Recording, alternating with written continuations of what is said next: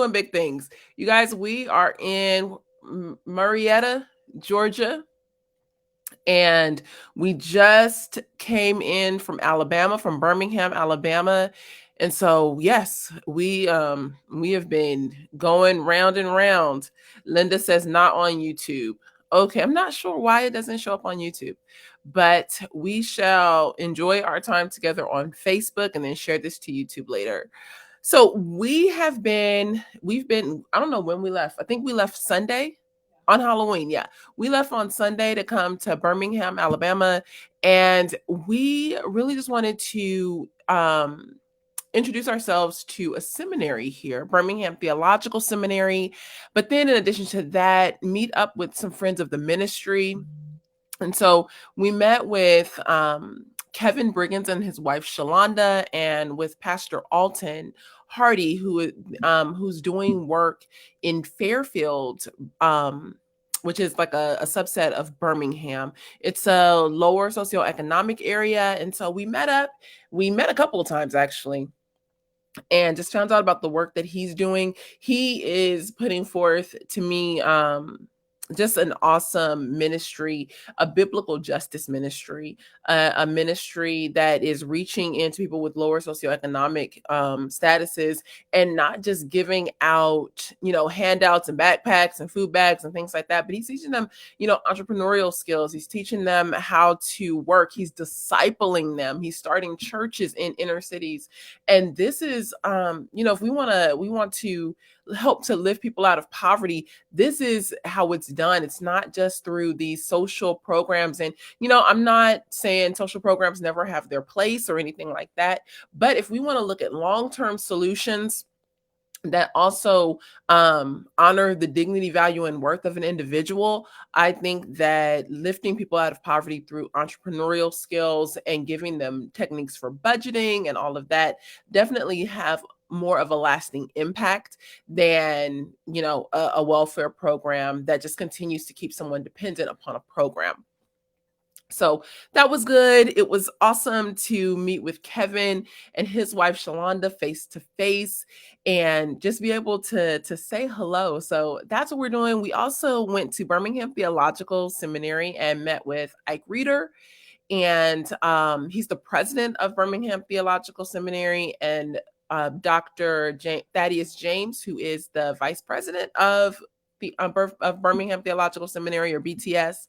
And we just talked about, hey, what does it look like to do ministry, biblical unity ministry here in Birmingham? We actually had a lunch with other people from different churches and community organizations that are, deeply invested in biblical unity. And so it was great to introduce ourselves, to let people know what we're about, who we are, where we're located, and offer our support in any way we can. So that is what we did. Now let me see. Now that I can actually see the comments, I'm so excited about this. What else did we do? Gosh, I feel like we did a lot, but at the same time, I don't know that we did much else. Yes, we went to the 16th Street Baptist Church. And so Dr. James from BTS took us to 16th Street Baptist Church, and you can find out more about it on our Facebook page. But 16th Street Baptist Church in 1963 was bombed, and in that bombing, it was bombed by KKK members. This was an all-black church, and it was definitely a church for the middle and upper class. Like, they had a ton of like Black doctors, lawyers, teachers. It was a well-to-do, I guess, church, so to speak. And KKK members went and bombed the church, and there were 4 girls who were killed between the ages of 11 and 14. And so today, the church serves as a historical monument. It's been rebuilt and things like that, but it's a historical site, historical monument, where there's a museum at the bottom of the church, like on the basement level, so that people can become informed as to what happened and, the history of racism here in Birmingham and what it looked like. So much so, the history of racism here, the people who were responsible for the killing of these 4 girls, many of them weren't even like prosecuted until the early 2000s. One was found guilty, I believe, in 1978, but then two more, it took until 2001 and 2002. One was never convicted because he died before they were able to, bring the process about. And so, one of the things that is just truly horrific is knowing the stories of people who have been, killed, or the toll that racism has taken on humanity over the course of, the last 50, 60 years. And, we can go all the way back through time, hundreds of years. But just looking at our recent history, the toll that racism has taken is truly, truly devastating. Um, did you look for real estate? Potentially, potentially. We did drive around and we checked out some neighborhoods. We looked at, some homes. We didn't go inside of any. We had a listing of homes that were for sale. And so we went by and just, I think more than anything, we're trying to get a feel for the neighborhood, trying to get a feel for, like, okay, is this too far out? Is it in an area that is for me, too woodsy? I do not want to live in the woods, y'all. And I know the South and the East Coast have a lot of places where it's just trees, and then you got like one house. That's not for me. I need like a mall, a Costco, Sam's Club. Like, I need things around me, Starbucks, something. And so we were looking at, definitely, at neighborhoods. I think we're just in a conversation right now of what the Lord would have for us as far as moving. And we're gonna wait and see.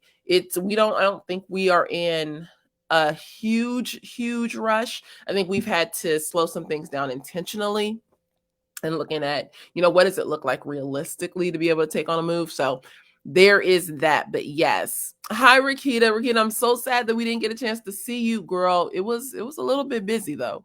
But I am sure that we will be back. And so yes, we will get a chance to see you. Let me look at my little list so I can keep going, because I do have a list. Oh, one of the other things that was really, I think, heartbreaking to me in talking to different pastors, and one of the things that I don't think we talk about enough in Black culture, especially, but even within the Christian communities, is how hard it can be for us to work together sometimes. And in looking at the issue of race and unity, of racism, and especially poverty within the Black community, what in conversations that I've heard here, it seems like there are a lot of factions. And I'm either in this camp or I'm in that camp. And so that kind of broke my heart. That just made me wonder, like, how do we do this, in a truly God honoring way, where we will, say, look, despite our differences, this is what the gospel says, and we move forward, for the sake of the gospel. This is how we move forward together. And so that, I think, was a lesson learned, because I think at CFBU we continue to push forward and saying, this is the way that we work together. This is how unity should look. This is how we walk out unity.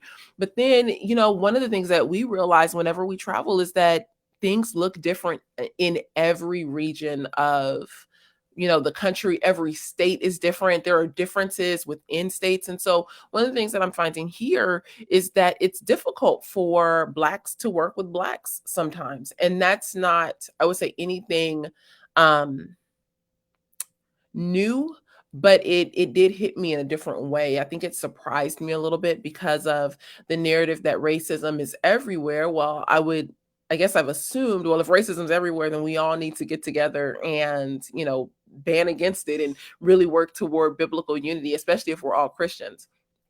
But not so. I think many people have their own thoughts about how we handle racism, or how we deal with unity, and what the church should or shouldn't be doing. And that just really kind of stifles things, and it stops the progress of working toward unity among Christians. So that was a little disheartening. Let me see. Candy says, very true, seems quite common in the Black community. Yes. I think Oh, let me see. Y'all, we trying a new program. So let me see. Uh Very look at it, it's on there. Oh, we got a comment on the screen. Y'all, I'm so excited. My little chair does not want to move. Yes, okay, I see that. Yes. Wow, that hotel looks nice and quiet. Oh, Deanna, I'll fill you in on the hotel details later. um, yes, you guys, it is so good to actually be able to like actually, put put a comment on the screen. It's like so new. Um but I do agree with Candy's comment. I think that that is something that's really typical within the Black community. Um and I think that it's definitely a demonic scheme or technique that keeps Black people from working together. Um and I don't think it's anything new, and I think that it's not necessarily just Black people, but I definitely see it a lot among Black people. When we look back, I can look back at slavery and go all the way forward. You have light-skinned Black people, you have dark-skinned Black people. There's a rift there. You have Black people with good hair versus Black people with nappy hair. There's a rift there. You have your highfalutin Black people, so you're rich, or your hoity-toity Black people. You have your poor Black people.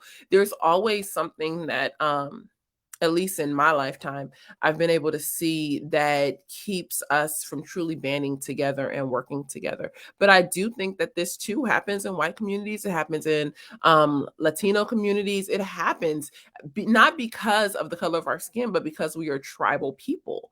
And I think the goal is for us to come to a place of understanding, like, how do we conquer our tribalism? How do we conquer this, you're better than me, I'm better than you, you're worse than me, ideas that can come into play so quickly and so strongly. So there was that. Another thing that while I loved all of my conversations that I've had, over the last few days, another thing that stood out to me though was the rate of abortions that are happening in the inner city of Birmingham. I believe the number Pastor Alton gave was 4 out of 5. 4 out of 5 pregnancies. I'm sorry. Was that just in the Black community, or was that all over? I'm trying to remember. You know what? It could. I'm sorry. This I actually need to correct myself. It actually could be a Birmingham or an Alabama statistic that 4 out of 5 pregnancies end in abortion here. And so, we just look at the way that ooh, sorry, my throat is like gurgling. The way that things are not set up, but the way that things are happening within communities here in Birmingham or in Alabama overall, um, that need to be addressed.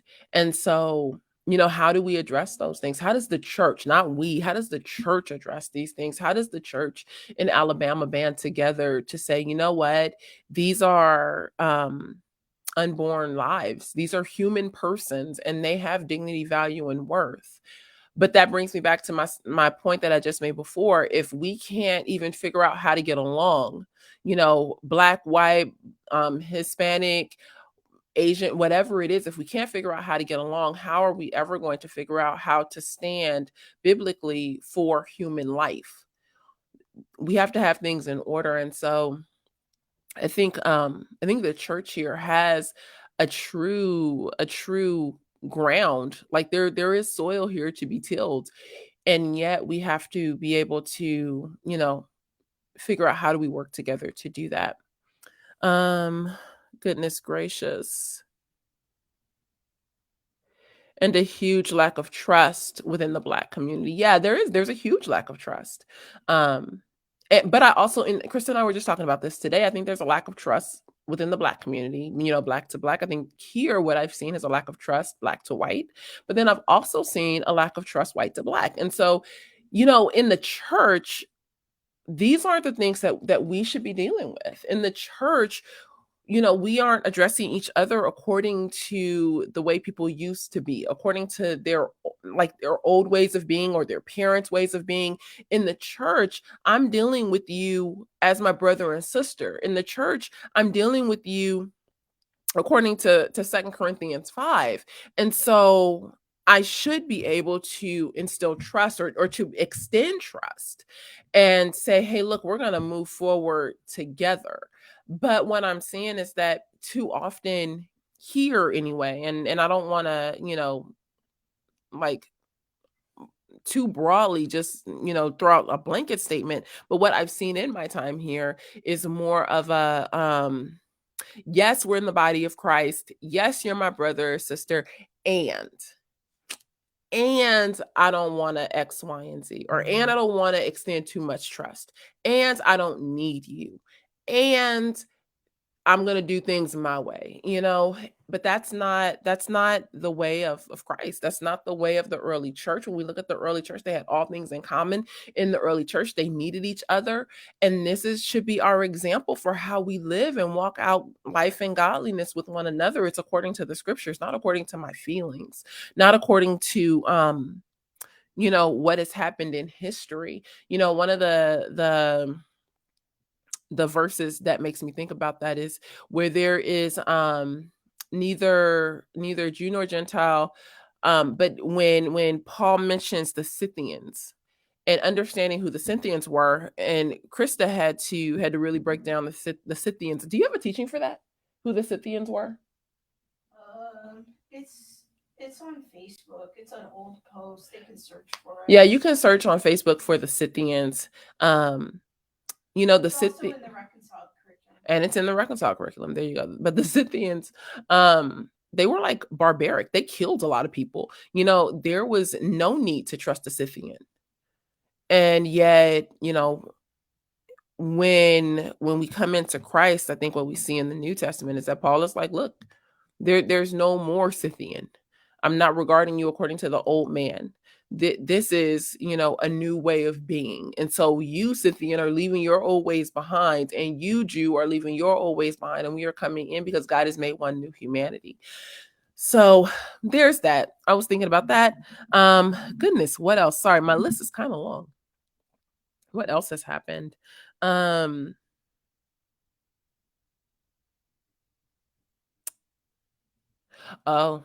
there is the what's her name? Winsome Sears. You guys, y'all, if y'all seen my tweet, I'm like, I am waiting for the Black left to congratulate Winsome Sears and to tell Winsome that, she is her ancestors' wildest dreams, and that, she is the role model that all young Black girls need. But I am still waiting, people, because that is not going to happen. Unfortunately, one of the things that I see is this, that Black people or Black bodies are being just used as political tools. And one of the things that this is doing is, well, if you are not a Democrat, then you aren't Black. Biden said it himself. You ain't Black.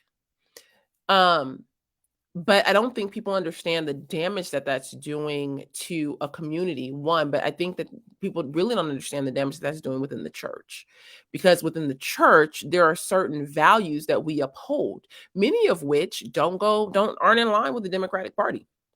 Now, I can say that there are things that aren't in line with the Republican Party either. This isn't a political thing, but it is to talk about the fact that when we are in the church and we align ourselves first with a political party and then kick people out of the club, so to speak, or kick people out who or ostracize people, I'll say that, according to their political affiliation, what you get is people who kind of one are bitter, one are hurt, one are left kind of wondering what's happening, but two are just kind of out there wandering. And so what was what not revealed, what I realized, I think even more so with the win of Winsome a couple of days ago, and the claims that she's just participating in whiteness, she's no longer Black, she's just, basically just a toy for white people, or being used by white people, is that here we go again, allowing ourselves to be manipulated, to be just used basically by political elites that say, well, if you don't do this, then you aren't that. And then that trickles down, and now we have the regular people just saying, well, if you don't do this, then you aren't that.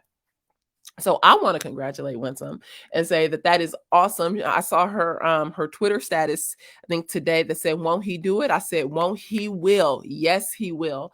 I think that she's going to be an awesome lieutenant governor in Virginia. I think that she's going to really cause people to think about whiteness and what does whiteness really look like, and who is the determiner of whiteness. What is whiteness? How are we defining these things? How do we as Christians, as the church, I love that she's a Christian, how do we really rally or draw back some of the things that actually belong in the church and don't belong in culture, or get rid of the things from the church that actually just belong to the culture? How do we protect our kids from ideologies like critical race theory, and say, no, I'm not going to have critical race theory, critical queer theory, or anything else, being taught to my child? So I was really proud of Virginia. I was like, yes, go ahead and do these things, be in these streets and elect the proper officials, because we want to make sure that we are leaving a legacy, that we are able to educate our children, whether that's at home or in a Christian school or in a public school, and not fear that at some point in time, parents would not have the opportunity to speak into their child's education. We want to protect the role and the right of the parent too. So, You can go to a couple comments. yes, that is exactly what I was going to do. Let me see here. Let me take off my glasses so I can actually see something. Terrence, I can't even talk about Terrence. Terrence comment. Terrence, he went Winsome crazy. He had all the posts on Facebook. Let me see what his says. Winsome does not fit. She doesn't fit the narrative. Winsome does not fit the narrative. And that's what I'm saying. Like, as soon as you don't fit the narrative, then you get kicked out the tribe. And this is where I think the body of Christ really has an important role to play, because people are going to start getting kicked out of the tribe more and more. But where are they going to go? It should not matter if somebody is black, white, or anything else. They should be able to find belonging in the church. Hey, Kathy. Let's see. We must make the choice of kingdom over culture. Black culture is idolatrous. Yes. Black culture, and I'm not going to just highlight Black culture. I think there are every culture on the planet has something idolatrous about it. Every culture on the planet has something wicked about it, and every culture on the planet has something that is virtuous about it. I would go out on a limb and say that you can find beauty in every culture, and yet when the gospel approaches a culture or confronts a culture, the gospel will shift a culture, and it should. The gospel is transformative, and so if the gospel is transformative, why would we think that a culture wouldn't change? This is the problem with saying that we need to decolonize the gospel. Well, I think embedded within that is saying that if a culture changes because of the gospel, well, that must be white. Well, not necessarily. When the gospel confronts a culture or enters into a culture, we should expect change. I shouldn't say that the change is, bad, wrong, or otherwise. No, I expect the change because it's the gospel and it's the power of the gospel.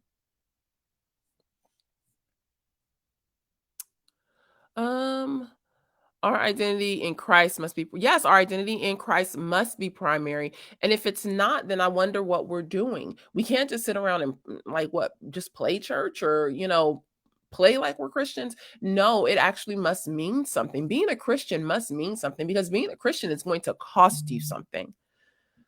Let me see what else I had on my agenda to talk about.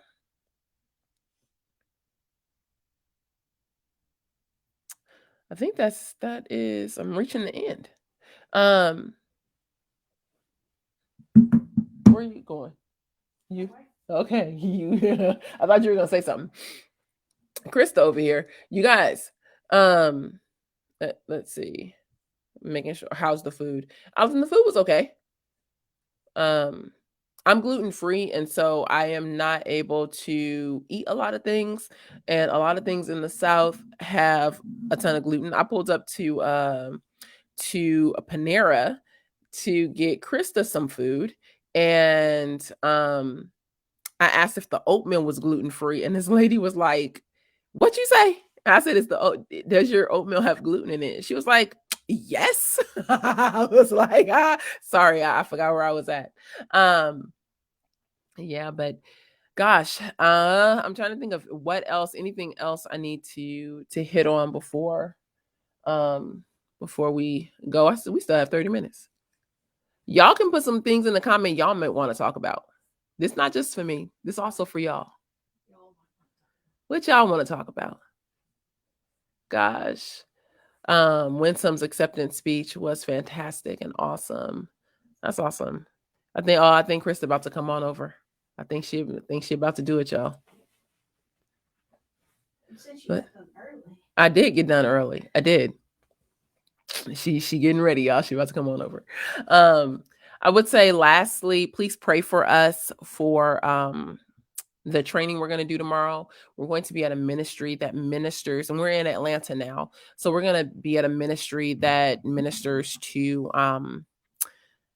children of incarcerated parents. And so one of the things that they want to make sure that they are prepared to stand against is the conversations of critical race theory, critical queer theory, the idea that because the majority of the clients that they serve are Black and brown people, and then the majority of their volunteers and things like that are primarily Caucasian, that they don't want to adopt a white guilt narrative, a white privilege narrative.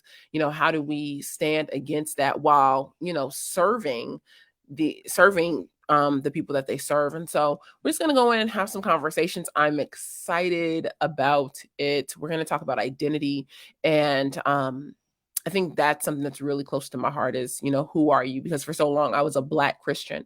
But now I'm not. I'm a Christian who happens to be Black. So there is that. Okay, Krista, she about to come on over. Hey, Josie.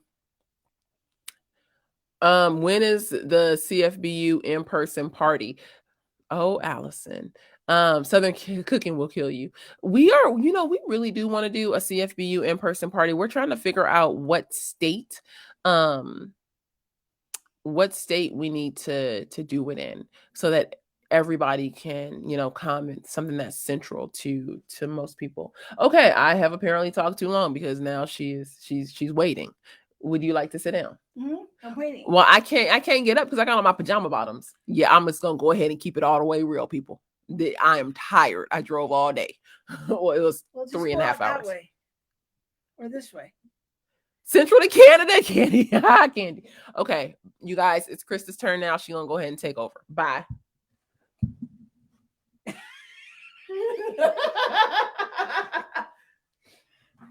But now I gotta walk behind you. Uh-oh. I guess you're gonna have to stand there for a while.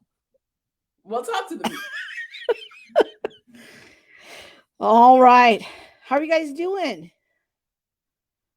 All right. So this in-person party, I think that Monique's goal is to try to have an in-person conference sometime in 2022. But our biggest need is to find a partnering church. So if you really want us to have an in-person conference, we really need a church that believes in our vision, believes what we're up to. That's really the main thing. So I think that if you want to help us out with expediting any in-person events, get us connected with a church. So that's it.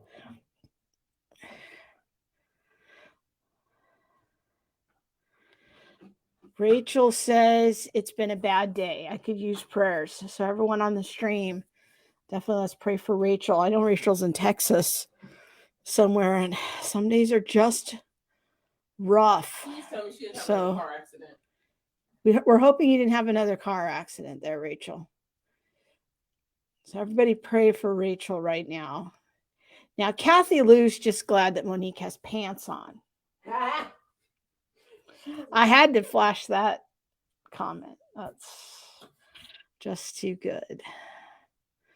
So yeah, Laura Hartley, we need you to start working on getting us a church in Texas, or maybe Josie can help us out with that. We would love to. Okay, so I wanted to share a little bit about some things that I learned this week in going to the 16th Street Baptist Church. Uh, it was a really good time. I've been to the Martin Luther King birthplace and museum in Atlanta before, and that's also very educational. I highly recommend that. But what was interesting to me, first of all, about the 16th Street Baptist Church in Birmingham, a couple of things stood out to me. Is the one I had never heard the story, and I'm probably embarrassing Monique by saying that, but I just had never heard of the story of this bombing of this church and these four girls, and Monique knew all about it. And here again, it just highlights, blind spots in different versions of American history and the need for telling a more complete history. Now, that's not advancing the idea of like the 1619 project of revisionist history, but our position, much like the 1776 Unites group, is to teach ourselves and our children a more complete version of history. And time again, I've learned how there's just holes in what I've been taught, but Monique also has holes. So, so I think that there's an oral tradition in the Black community about certain key events, like the 16th Street Baptist Church event. But for me, not knowing anything about that is sad, and my life is so much more enriched as a result of going to that museum. And I'm sure we love going places when we're on the road when we can, and trying to make it educational. So I think that it's just highlighting again the importance of knowing a complete history. Like for Monique on her side, learning a more complete history about our founders and our founding documents. And that's been her journey as we've had those conversations.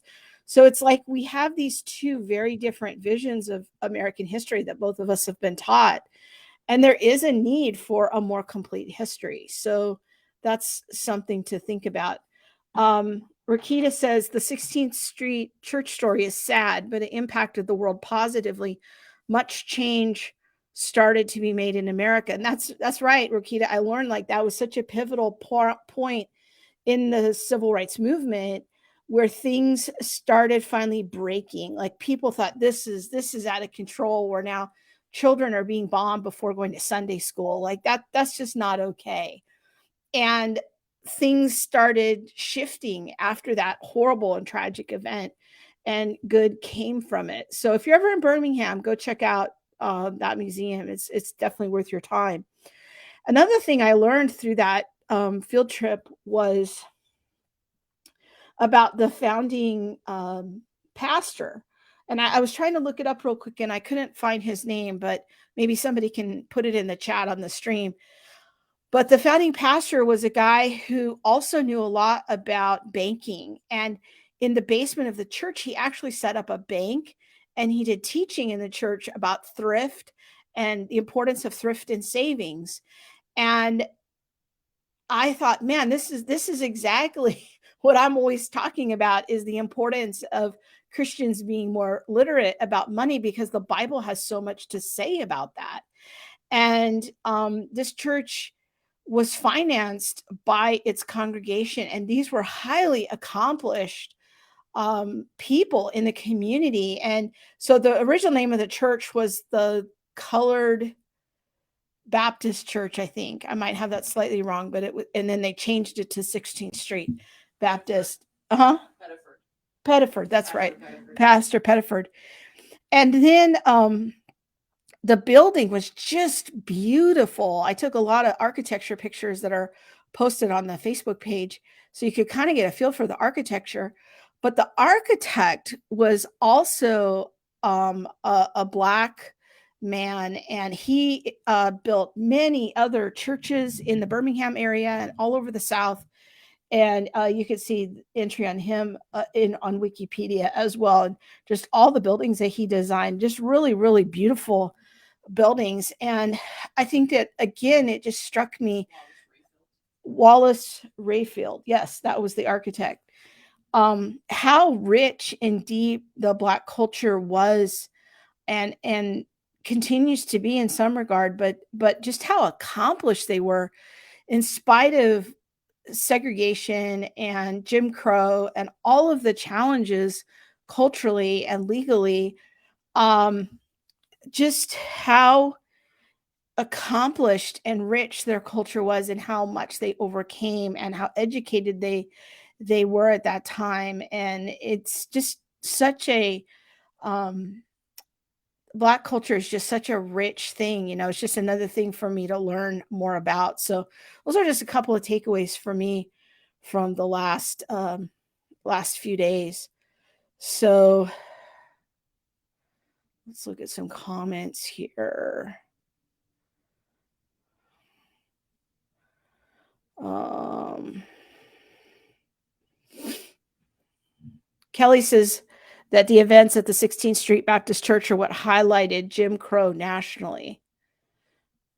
Kathy Lou says, I think we all have holes probably in our historical knowledge about our own history as well as the history of others. Yeah, I definitely think so. And um, thank you, Alicia, for this comment. I've never heard of the Tulsa race massacre until this year. That's tragic. I agree. I'd never heard of it either until Monique and I started talking about it. She was a little horrified that I'd never heard of it. But again, we all have these holes. And that's why, our hope is that we just stop screaming at each other, and just help each other have a posture of learning. Like learning is not, shouldn't be scary. Being educated about historical events shouldn't automatically land you in a place of like, oh, you're a CRT advocate, you're for the 1619 project. No, I'm just for a more complete view of history. And again, that's different than being an advocate of revisionist history. Rakita asked, did you learn about the Wales window that was donated? Yeah, it was a very colorful stained glass window that was donated by an artist after the bombing of a Black Jesus. And it's all very symbolic. Our tour guide explained all the symbolism, and it's quite interesting. So, oh yeah, I could tell them. Let's see what Candy says here. With projects like the 1619 project, how do you not get jaded and suspicious that you might be hearing revisionist history? Sometimes I find myself questioning every story these days, especially if it pertains to race relations.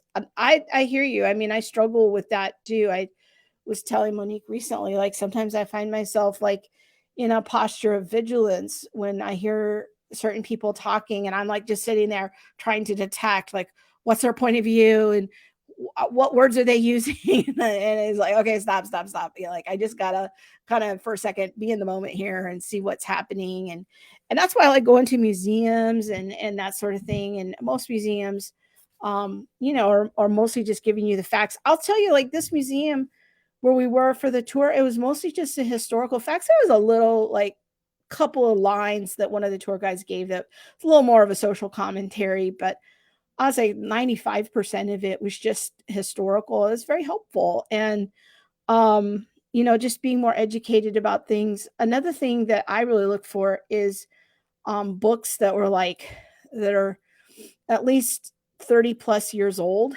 If I'm going to read about a historical issue, try to go back in time a bit before books were quite so infused with political agendas. So try reading older books. That might be another way of doing doing that. That's something that I learned from my daughter. That's what she does. She's always looking for older books before the insanity.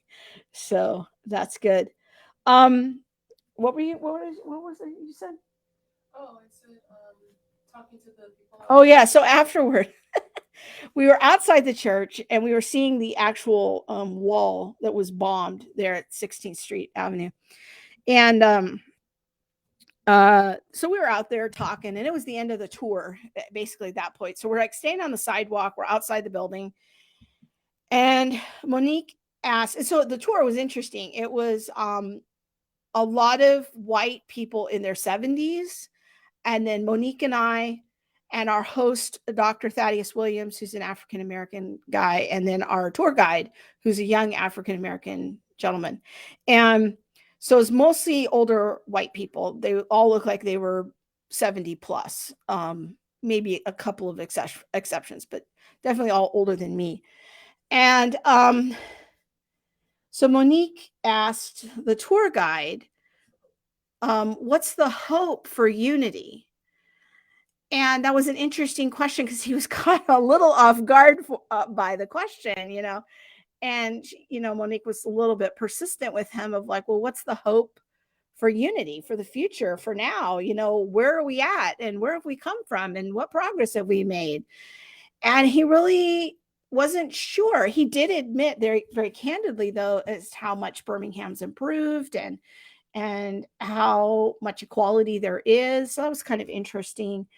And then she asked him about the Black Lives Matter sign that was on the front of the church, like on the church marquee in the front of the church. And he quickly deferred to the pastor. And he says, well, I wouldn't know anything about that, which made us think that maybe he didn't go to that church. He was just, oh, he didn't. He said he didn't go to the church. He was just a tour guide. Um, but the pastor didn't really make a comment about it. He was kind of lurking in the background. Oh, he went inside. So, you know, I mean, that was a point of like curiosity. We were just sort of asking about like, well, can you tell us what that means or what the motivation is of having that sign in the front? Unfortunately, we don't know. That wasn't answered. But I then um, Monique started engaging with some people there about, you know, why do you believe in racial equality? Why do you believe in the equality of the races? And a woman spoke up and she said, well, I don't think you have to be a Christian in order to believe in racial equality. And Monique very astutely said, well, you know, I don't think you have to be a Christian, but I definitely think you know, the Christian worldview, the Judeo-Christian worldview is, you know, where you get this idea. And that was really kind of puzzling for her. Like she had never really thought about it. It was just sort of like an intuition that equality of the race is a good thing. And so Monique kept engaging with her, and she says, the woman says, well, I'm a Jew. And Monique's like, okay, well, I'm just talking about it's just a Genesis 1 issue that all humans are created in the image of God. That's the foundation for racial equality. This poor woman standing there on the sidewalk, like her mind is getting blown right there. And she's like, I never really thought of it that way before. Like there's just this general assumption that racial equality is good and necessary and virtuous, but very few people have ever considered why. And so there was Monique right on the sidewalk in front of the church, kind of evangelizing people and sharing a, you know, part of the gospel with them on the better hope that Christianity offers. And it was really cool to just sort of stand back. I didn't jump in because I wanted her to have the opportunity to engage in those conversations herself, but she did a great job. And it was just a really good time. So uh there were other, it was interesting, there were a few Jewish people on the tour, so I didn't know if it was a Jewish tour group that were there or what. um but just interesting times. Let's see, there was a comment. I was going to go back to Rakita's comment here. Did you watch the movie in the basement of the church with the pictures and interviews of people who were there that day? Yeah, it was a very well done little short documentary. It's about 13 minutes. And they had the woman who survived the bombing. She was injured and lost one of her eyes. She was the sister of one of the little girls who died. But this woman survived. And so she kind of retold part of her story. It's very, very gripping little mini doc that they had put together there. All right. People cheering on Mo. give her the gospel. Yeah, Yeah. Sarah Collins. Yeah. She lost both of her eyes. Oh, did she? All right, Sarah Collins. Yes, that's her name. Thank you, Rakita.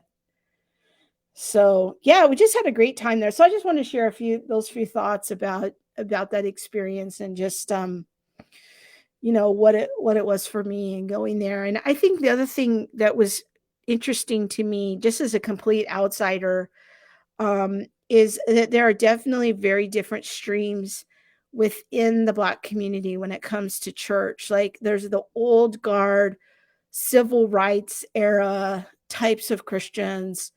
And I think the quintessential archetype of that would be the 16th Street Baptist Church. And those people who lived through that or are preserving that legacy, that's kind of one stream here in Birmingham of the Black church. And then we heard from multiple people that there's a very strong stream in Black Christianity of prosperity gospel and word of faith, and that presents its own set of challenges in working with them about justice issues. And then there's kind of the gospel faithful churches that are my sense of it, I could be wrong, but my sense of it is that they were somewhat in the minority. And so that's interesting to me to see the different streams here and the struggles. And what is fascinating is that everywhere we go, it gets reinforced to me how race issues show up differently wherever we go. Like in every region, they're just a little different. Race issues in California are quite different than how they are in the South. And I'm sure that they would be very different than how they show up in the Northeast. We'll be in Minneapolis next weekend, so that'll be an interesting experience to see what it's like there. But I think that everywhere we go, it surprises people when we say that, because they've never thought about race issues showing up differently depending on region. They just assume that however race issues and conversations show up where they live, that's how they are everywhere. And that's just not true.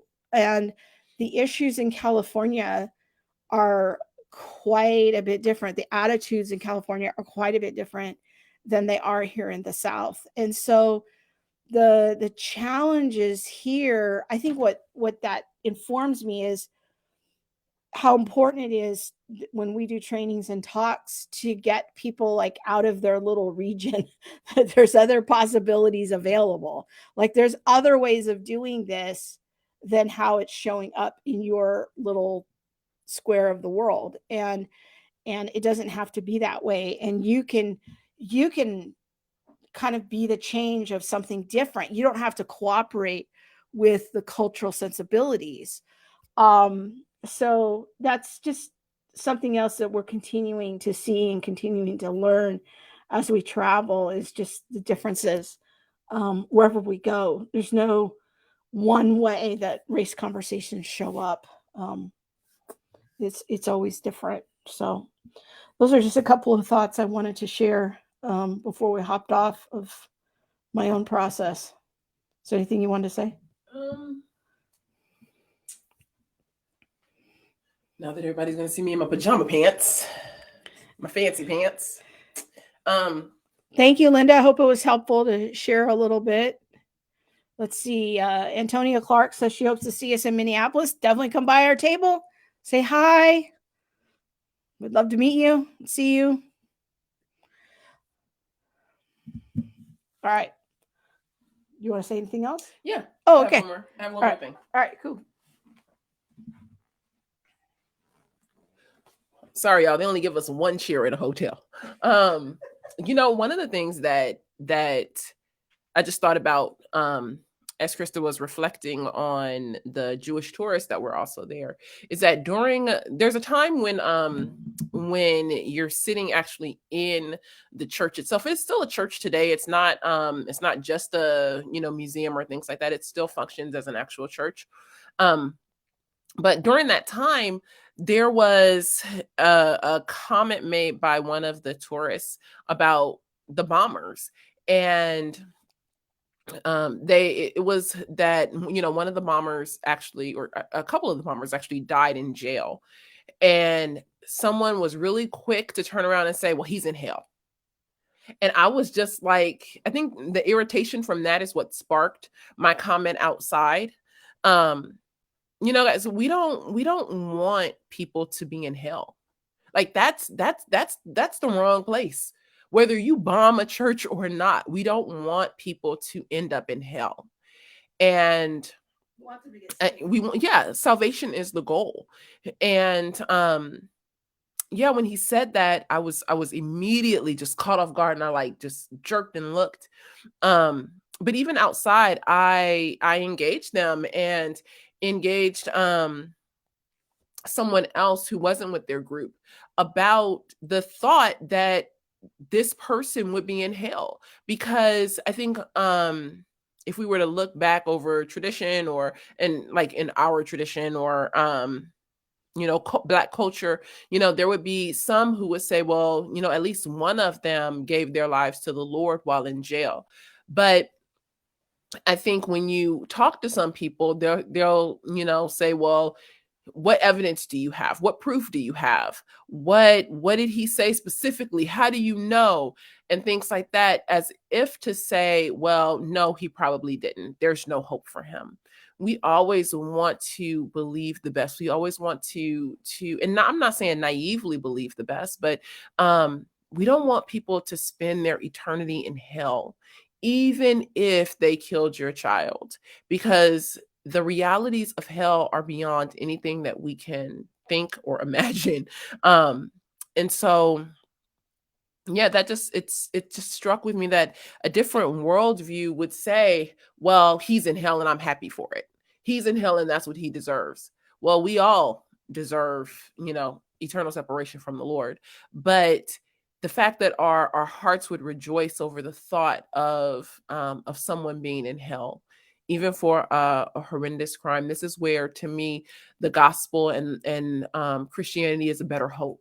Because in Christianity, even at your worst day, even because of your worst sin, we do have the hope of Jesus.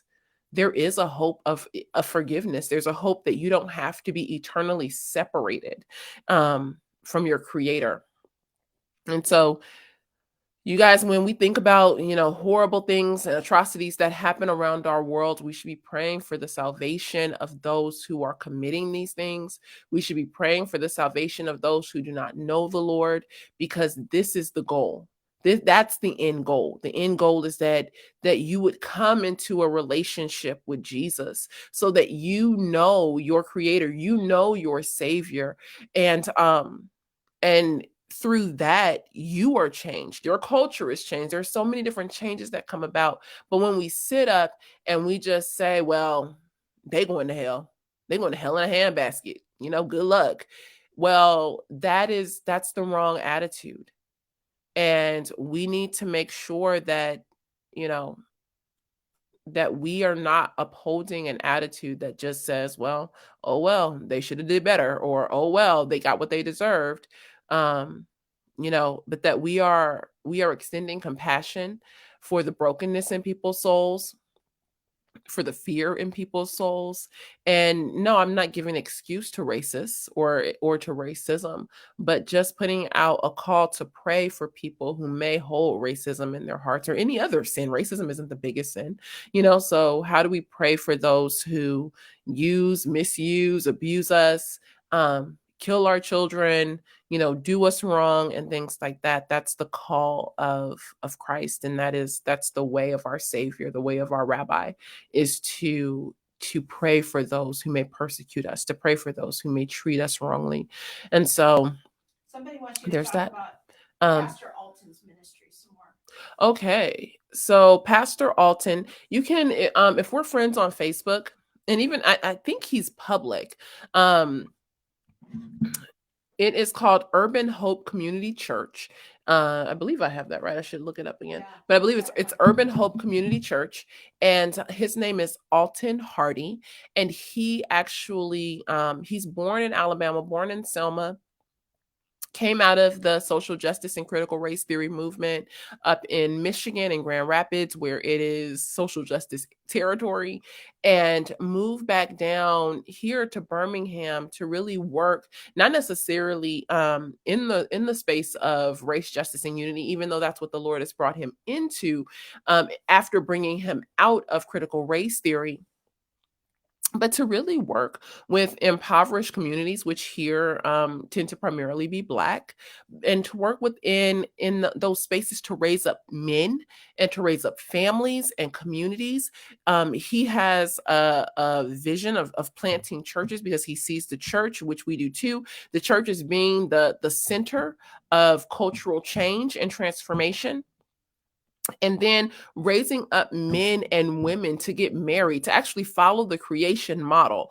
And so when we look at Genesis, we see the man, we see him first. Next, we see the man working. Somebody here should shout amen. Because Adam had a job before he had Eve. I'm telling you, Adam had work. I'm going to say not a job. Adam had work before he had Eve. And so his vision, Pastor Alton's vision, and I'm definitely paraphrasing and giving a quick synopsis of it. He wants to raise up men, he disciple men, and disciple them in ways where they understand the importance of scripture, importance of the family, importance of work, importance of raising up godly households. So now you have a man who's being discipled and a man who works.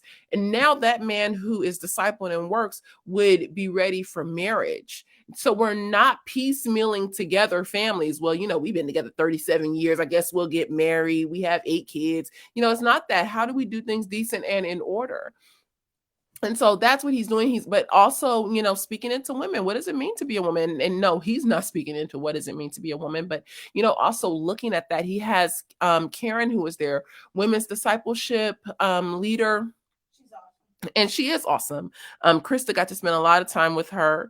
And, what does it mean to raise up a godly woman? One of the issues within the Black community is that many of us are raised to think we don't need to be married, to think you don't need a man for anything, to think that you should be a woman who can provide for herself, do everything for herself, and you just don't need a man. A man is like extra weight, or it's just that thing that, if it happens and if you find a good one, then maybe, but you should never need a man. How do we change that? That's demonic programming, y'all. That is directly against what it says in Genesis. And people have come against me pretty strong for saying that. But in Genesis, when we look at the order of creation, whether you have Jesus or not, Genesis 1 is applicable to all humanity. You are to work, you are to have family, you are created with distinct sex, you are created as social beings. These are the things that we get from Genesis 1. And so how do you raise up a woman to understand not just her place, but the role that God has assigned to her, that he's given her, that we've been graced with, that we have the beauty to participate in. And so, yeah, it's important. And then from there, how do you get married and then have kids? And how do you raise up godly kids? How do you, raise your kids and save? How do you invest in property?